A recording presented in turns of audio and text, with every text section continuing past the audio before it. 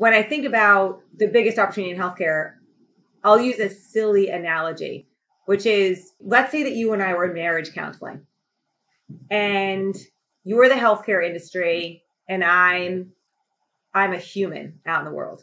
And there's an exercise that marriage counselors do where they say, write down on a piece of paper, what are all the things that matter most to you?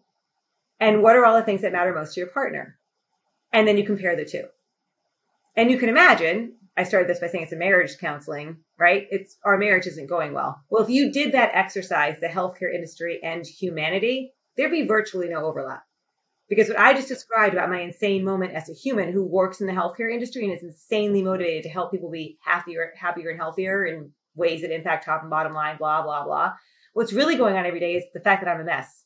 And it's caregiver stress, financial stress, workplace stress, relationship stress that's driving that primarily. And at the core of all of that for me is this unpaid caregiver reality that's impacting so many people.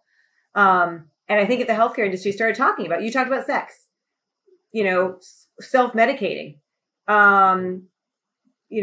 worrying about the fact that you hate your job or think you're a bad parent, whatever it might be. Those are actually the things that are the most foundational elements of health. Those are the things that are making our telomeres longer or making our telomeres shorter, which is how long you're going to live kind of metric.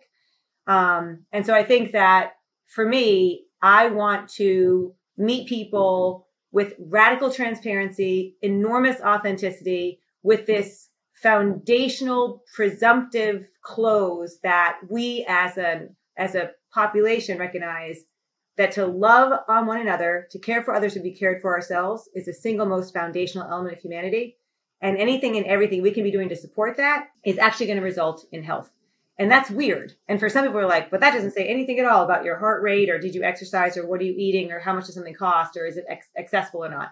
Yes, but until you solve that, you haven't earned the right to do those other things.